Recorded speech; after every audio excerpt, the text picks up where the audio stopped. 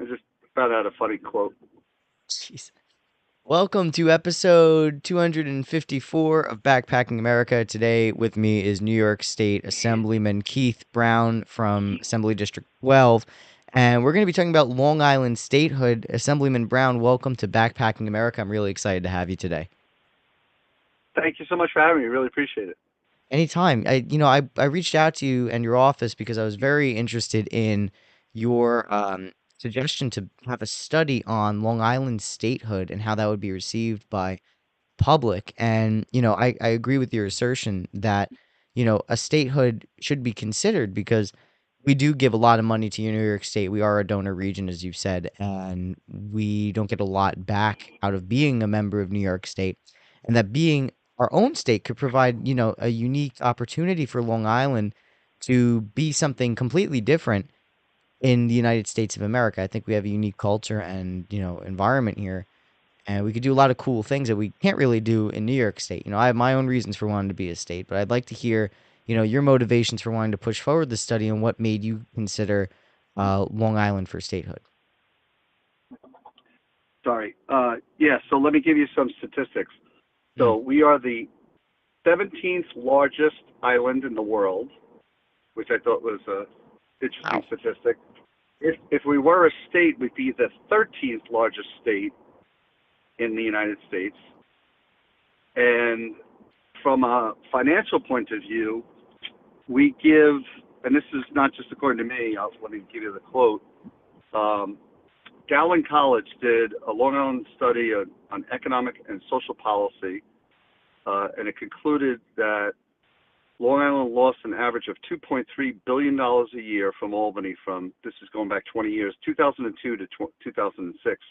Over those 4 years, Long Island taxpayers paid New York State 11.6 billion more than we received back. Wow. So, when I came out with the idea, what happened was we were having a debate on the floor, and I had made the argument to my colleagues in the assembly. It was a little bit tongue in cheek, but um, I kind of wrote a letter on behalf of Long Island to New York State saying how we were upset with how mismanaged the state is.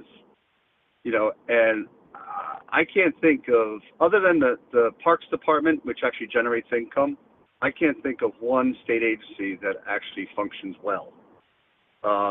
So from a governance point of view, so from an economic point of view, it makes sense, I think, but I wanted to do a study to conclude, to be able to demonstrate to my colleagues and anyone else that it makes sense. But from a governance point of view, it makes a tremendous amount of sense. Particularly, but we'd have more representation in Congress too. We'd have two senators, right, and more, if not we'd have the same amount of Congress people, uh, congressmen and women. Hmm. So there's a lot to be said for it, and I know the article in the paper quoted one of my colleagues who thought it was insane. It's really not that insane. So, but my bill says let's do a study and either disprove me or prove it to me. But I also floated the idea too that if that didn't work, then maybe annexation to the state of Connecticut or the state of Rhode Island makes sense. But certainly, you hit the nail on the head. From a policy point of view, we don't share a lot with the five boroughs of New York City you know, from a, from a political point of view, Hmm. and not to mention culturally also. Well, what you said. I'm kind of interested what you said about annexation to Connecticut or Rhode Island. As a gun owner, that kind of concerns me because they have some pretty strict laws over there. I mean, in Connecticut, you got X laws. You have to get an X card for ammunition. You have to get basically a pistol license permit for ammo. So Yeah, I'm not, and they have high taxes over there too. So what's the reasoning for annexation? Like, how's Connecticut and Rhode Island similar or better, a better deal than being in New York? I don't know, but I'm a big believer in when it comes to analyzing something. We should put all the cards on the table, and we Mm, shouldn't dismiss. that as a possible avenue too, if not for outright statehood. And I'll just tell you, you know, the pushback immediately is that it would upset the balance of power in Congress, especially with Congress being so tight. But then maybe someone mentioned to me, well, what if Long Island came in with Puerto Rico?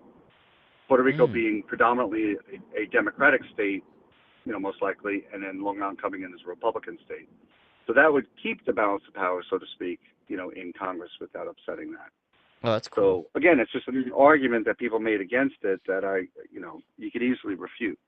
Now, when it comes to, arguments against it, I've seen, of course, in the mainstream media, they're saying, "Oh, well, it's actually going to cost Long Islanders more money to be a state. We don't have the means to be a state, blah blah blah blah blah."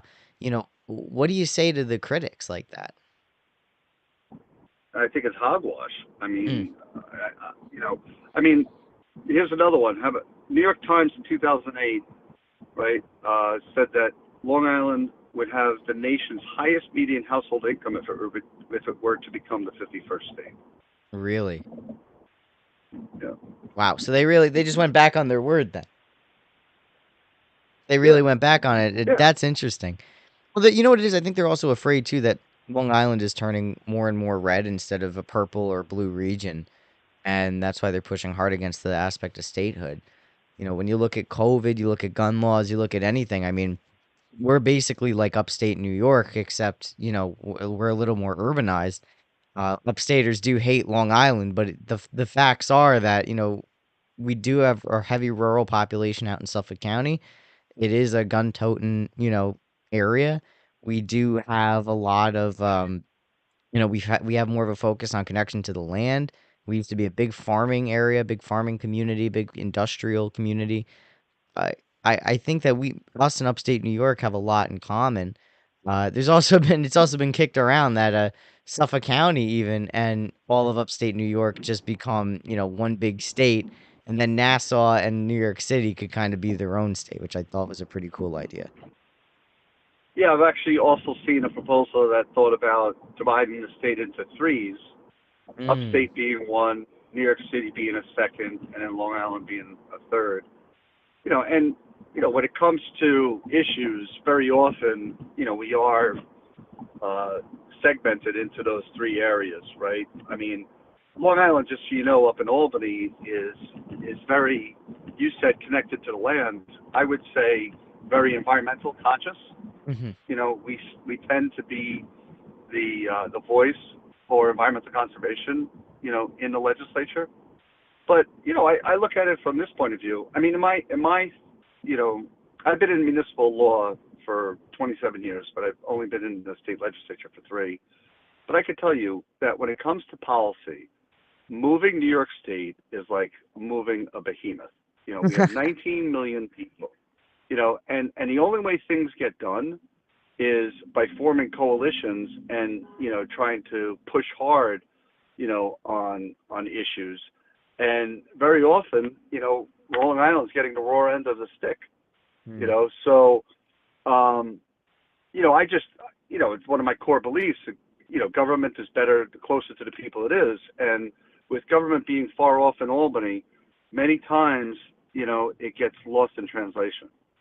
So by having a state government that's you know proximity closer to Long Island, I think would help deliver services better.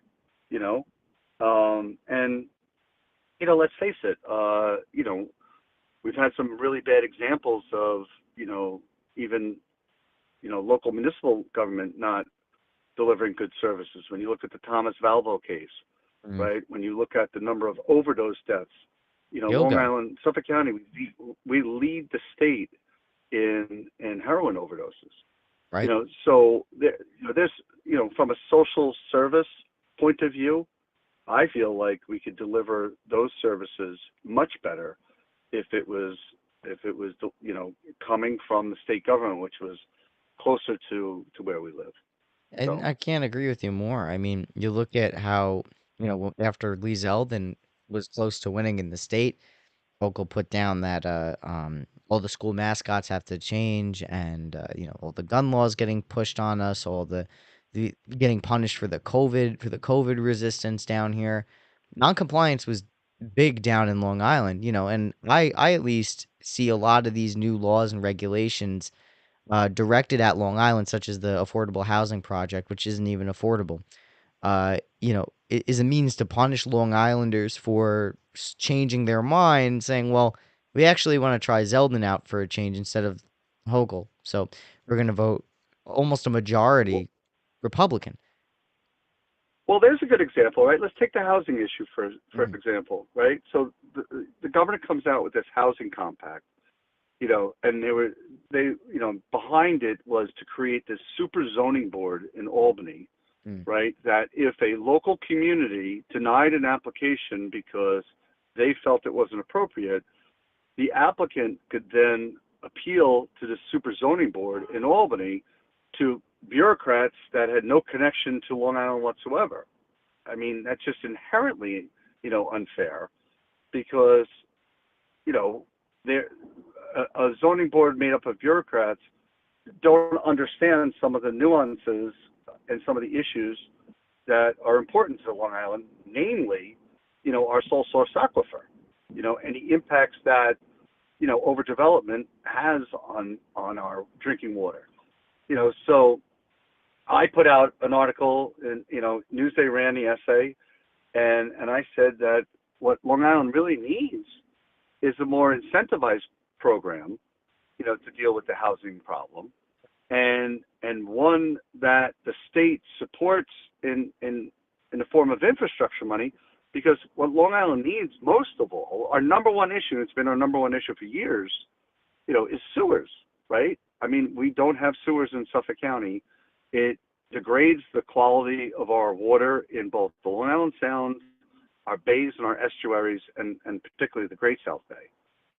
Even our soil. So, you know, right. I mean, if Albany really wanted to, deal with the housing problem, well, then there are ways to do it, but it doesn't have to be, this, thumb over you, top down approach, Yeah. and it's funny because, and I'll just give you another example real quick, is that when the governor gave $250 million to the Buffalo Bills, to rebuild their stadium, there was an op-ed that came out of Newsday that said, there's nothing in this budget for Long Island. And almost within days, all of a sudden, the Long Island Investment Fund, which miraculously had 250 million in it, surfaced. Wow. So it's clear, the politics that goes on with Long Island. I don't know, I don't really subscribe to this, punishment of Long Island because Long Island, backed Lee Zeldin. I mean, I don't know. I don't subscribe to that. I try to work from a policy point of view. I always try to work on what, what is good law, versus, what's garbage that needs to be recycled. Because many times what Albany does is it's always backwards, right? I mean, you look at bail reform, right? They never reached out to any of the stakeholders and asked them about bail reform. So that's why we had to tweak the law 3 times. And in none Mm. of the 3 amendments did they ever reach out to the judges, the DAs, the public defenders, the assigned counsel to ask them what they thought about bail reform. Mm. And that's why, we had what was happening, and still to some degree what's happening on the streets. As opposed to when they did clean slate, at least what they did was they were able to argue that they did reach out to the stakeholders and get input. And I will say this, that without a doubt, when you have that kind of input and that type of cooperation and negotiation, you're always going to have better legislation, Of you know. course. But why Albany, doesn't do it that way all the time is beyond me. I have a catchword for it. I call it integrated interagency cooperation. That whenever we're making policy, we should be looking at it from a vertical point of view, because we have 4 or 5 layers of government. We have the federal, the state, the county, the town, the villages, right? And then, one of the big things that I've been working on, especially when it comes to substance abuse, is trying to remove the siloing that happens between state agencies like the Office of Mental Health with OASIS, and the reason for that is, government, they like to put things into silos, but life doesn't work in silos, right? I mean, many times the line is blurred, and it's no more clear than with those two state agencies as we're trying to deal with mental health and substance abuse. Right. I actually have a question outside of this. When it comes to just to bring it back to Long Island statehood, is there what's the status of this bill that you pushed for to get the study given to Long Islanders, and how would the study be given to Long Islanders? Well, it's like anything else. It is. I won't lie to you. It's very hard to get legislation through. I mean, Mm, I'm one of 150 assembly people. We all have our bills that we're trying to get through.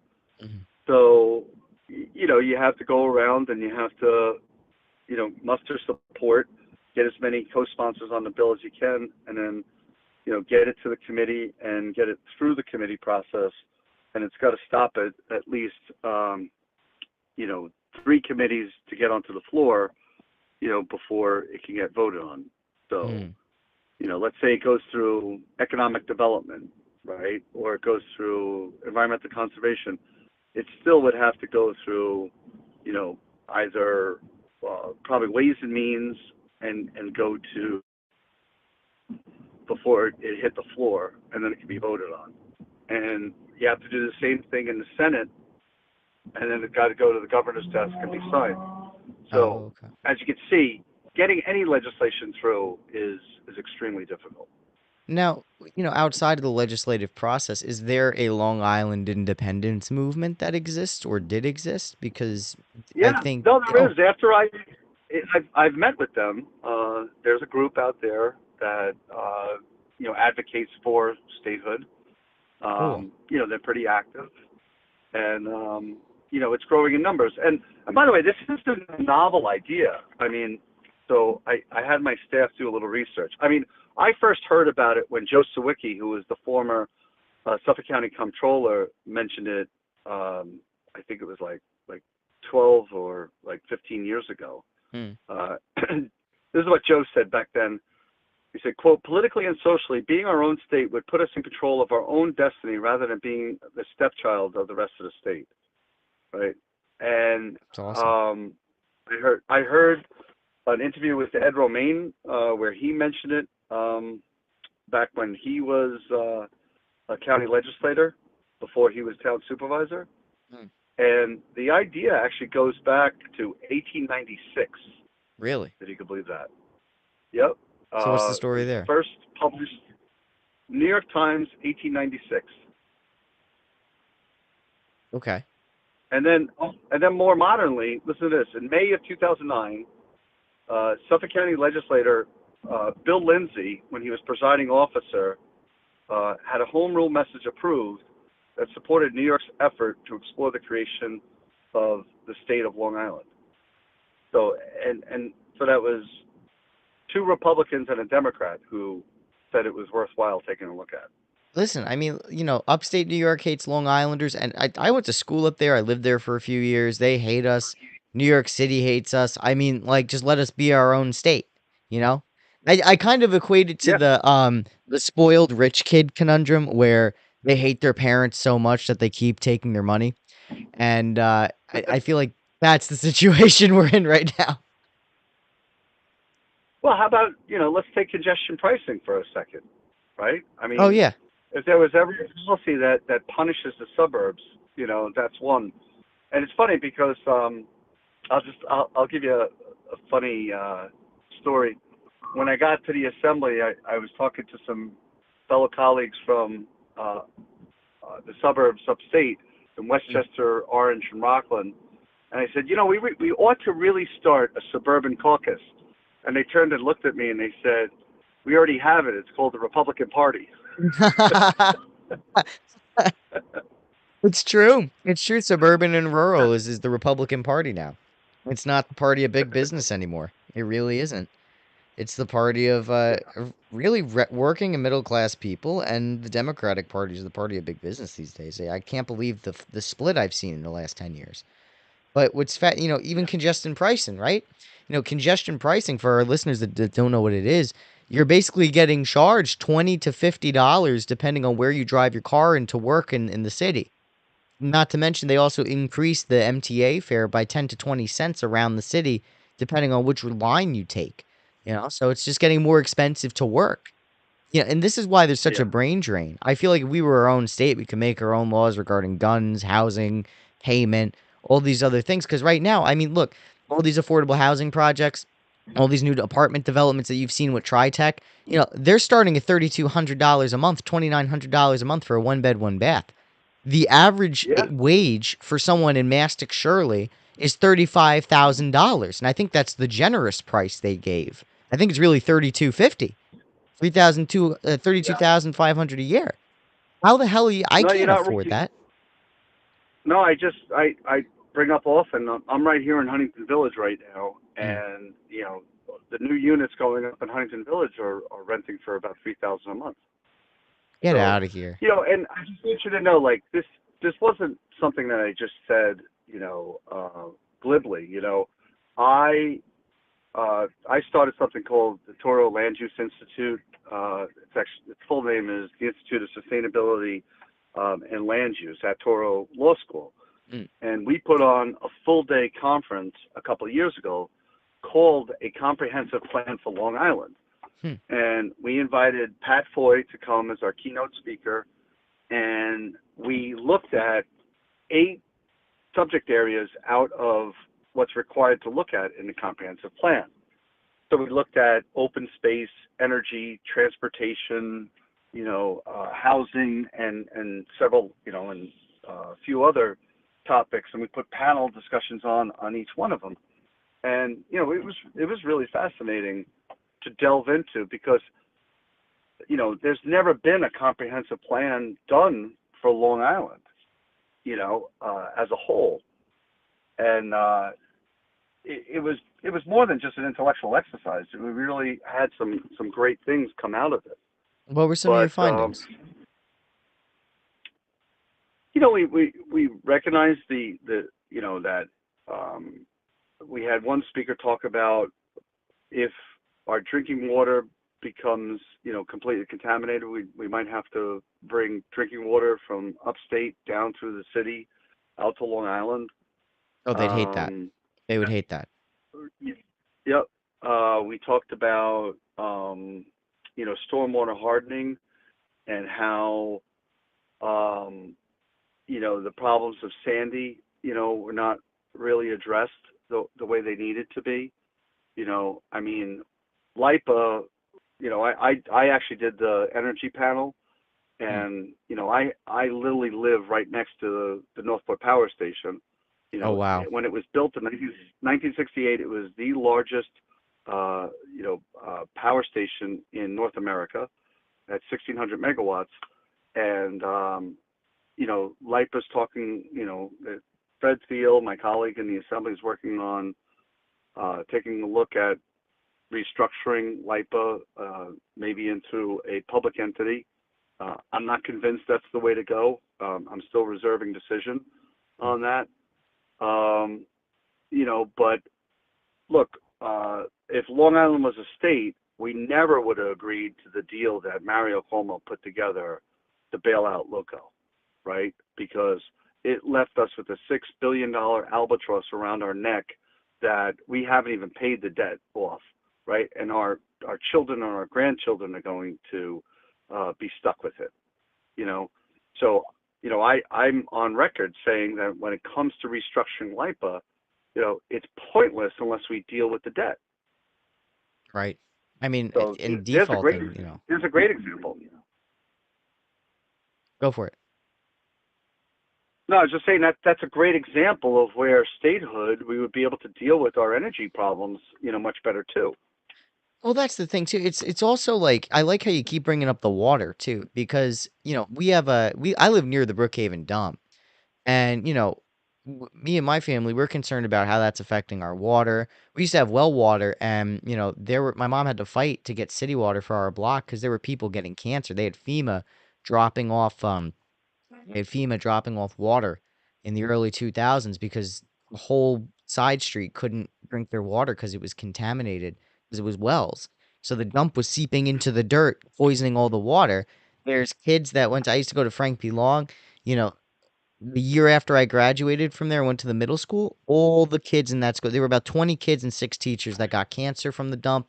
There were people in North Belport that got thyroid cancers and lung cancers from the dump.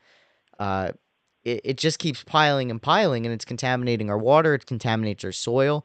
If we build gardens, we have to put cement down and then build a thing on top of it, on top of the cement, so that way we don't get any of the contaminated dirt, you know, feeding the plants, giving us cancer-ridden plants. It's our environment. And I like how the Republican Party on Long Island is so different from the Republican Party across the rest of the state and even the country because it's very environmentally conscious, and I'd say more so than the Democrats, because I haven't heard the Democrats complain. And it's so interesting too, because you hear Democrats talk about the environment and environmental catastrophe, all this stuff, but there's not much bipartisan. At least maybe I'm ignorant, and correct me if I'm wrong, but I haven't seen much bipartisanism come to term throughout the state regarding Long Island in our environmental fight to preserve our water and to preserve even our clamming industry. I mean, all the when Sandy happened, Pohum Beach in Belport got blown open. All the water came from the Atlantic, came in, brought all the high nitrogen water into the bay, polluted the bay. Pohum closed, and now all of our clams and oysters are contaminated with high nitrate levels. And now we have to dump oysters and stuff in there constantly to clean out the water. But now the oysters and the clams are contaminated. So it almost ruined the whole industry in that bay. It's devastating to local clammers. Yep. No, you have to tell me. I'm from Northport. There used to be, hundreds of clamming boats in Northport Harbor, and Mm. now there's only a handful. So if So Long Island, if Long I Island, pulled out the bill. The bill number is 5760, and the main thing, it says the study will include a cost benefit analysis and the legal ramifications of separating New York into two separate states. So I tried to approach it from a dollars and cents point of view, but there's more at stake than just that, right? It's mm, policy, it's governance, it's economics, of course, but it's also culturally our differences. mm. So I still think it's worth taking a look at and studying it. Yeah, I'd say so too. I mean, I think it would be quite fascinating, and I feel like it would be a much freer state. I feel like we're more liberal in some areas, and more by liberal I mean more free. I can't really see. I don't think a lot of people are hardcore either way here. I think a lot of people are very moderate. So I think we'll see a lot of good policy come out of an independent Long Island, as opposed to the harder extremes in the city and deep upstate. I think that a Long Island state would be also a catalyst for admitting Puerto Rico, Washington, D.C., and the Virgin Islands into the United States as states, not just territories.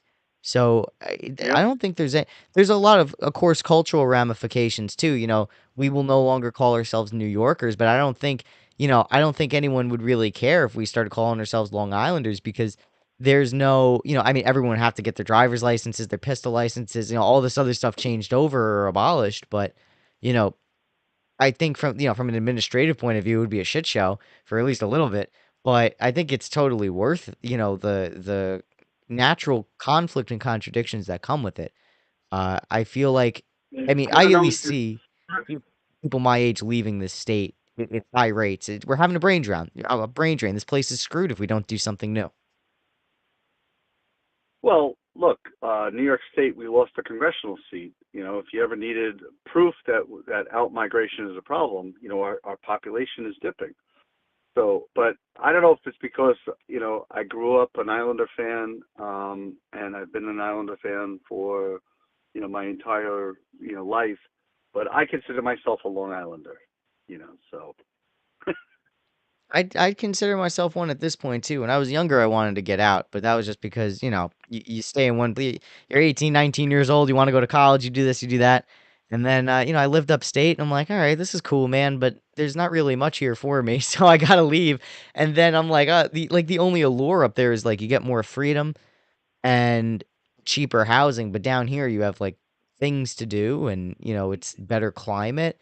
Your beach is 15 minutes away from wherever you are. um, the only downside is it's becoming more like New York City with stricter rules, and more, it's just expensive. It's very expensive. So that's the allure to other states. And it's sad, but we got to find a nice balance between upstate and, the metropolitan areas to keep people here. I'd say we need to be the next Florida without all the baggage. We don't need Florida man becoming Long Island man. We need like, the economic development and growth, but just like moderate policy to because right now, the being at the helm of Kathy Hochul's government, a lot of the stuff that's been passed in the last year has been culture war garbage. And I don't think Long Islanders really want to be a part of a culture war thing. I think we just want affordable housing and to be able to not be like New York City where we get a shoebox for $3,500 and think that's a steal. I don't think anyone wants to be in that Yeah, realm of possibility. yeah. Well, I want to thank you for coming on Backpacking America. I know you got to run, uh, so thank you again for coming on. Hope to have you on again soon. To our listeners, thank you for listening to episode 254. I will see you all tomorrow at 6 p.m. for a regular streaming time. And until then,